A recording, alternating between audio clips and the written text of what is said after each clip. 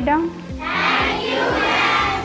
मेरा नाम ममता कुमारी है। मैं उत्क्रमित मध्य विद्यालय असद नगर बतरौल, प्रखंड लालगंज, जिला वैशाली में पदस्थापित हूँ।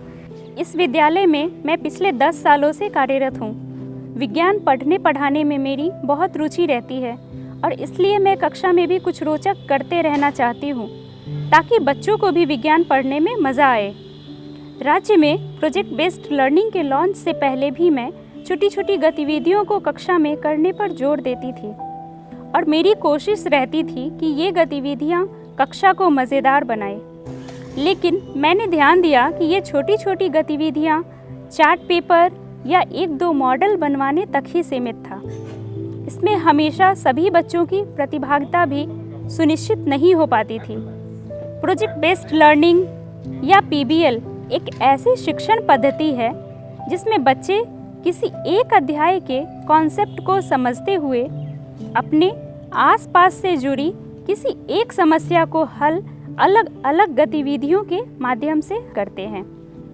इसके लिए राज्य की तरफ से भी मुझे हैंडबुक दी गई। विद्यालय में इसके लिए एक वार्षिक कैलेंडर भी उपलब्ध कराया गया है। यह हैंडबुक जिला स्तर पर बने व्हाट्सएप ग्रुप में भी उपलब्ध है एवं SERT और BEPC के वेबसाइट पर भी डाला गया है।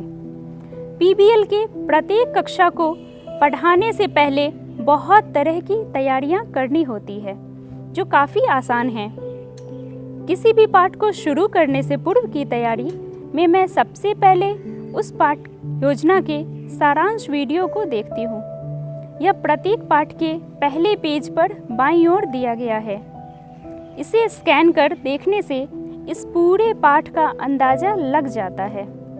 इसके बाद मैं पहले पेज पर दिए गए विवरण को देखती हूँ जिसमें इस प्रोजेक्ट का संक्षिप्त विवरण, अध्याय का नाम, इसके सीखने के प्रतिफल और इस पाठ योजना को कराने की सामग्री की सूची के बारे में पता चल जाता है।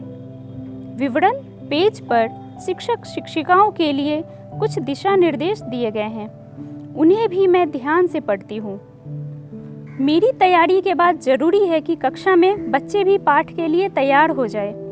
इसके लिए मैं प्रत्येक पाठ के पहले बच्चों को मिश्रित एवं समावेशी समूह में बांटती हूँ। साथ ही साथ बच्चों को सामग्री की जानकारी भी एक दिन पहले देती हूँ। जहाँ तक संभव है मैं खुद इन सामग्रियों को बच्चों को उपलब्ध कराती हूँ, जिसमें दूसरे शिक्षक, हमारे हेडमास्टर भी इसमें मेरा सहयोग करते हैं। पाठ योजना के अंदर भी शिक्षकों के सहयोग के लिए कुछ संसाधन के QR कोड दिए गए हैं। मैं उन्हें भी एक दिन पहले देखती हूँ। इस तरह PBL को कक्षा में कराने से पहले इन तैयारियों को करना बहुत ज़रूरी है। मैं इससे बहुत कॉन्फिडेंट फील करती हूँ। राज्य द्वारा दीक्षा पर हर एक माह MIP भेजा जा रहा है। उस MIP में हम उस माह से रिलेटेड प्रोजेक्ट्स, उसके सारांश वीडियो हम प्राप्त कर सकते हैं। प्रोजेक्ट शुरू करने से पहले मैं MIP में रिसोर्सेज और वीडियोस देखती हूँ। फिर बच्चों के प्रोजेक्ट्स करवाने के बाद बच्चों के फ़ोटोज़ लेकर मैं वहाँ पे साक्ष्य अपलोड करती हूँ। कक्षा में पहले भी गतिविधियाँ होती थी, बच्चे गतिविधियाँ करते थे और उसमें मज़ा लेते थे।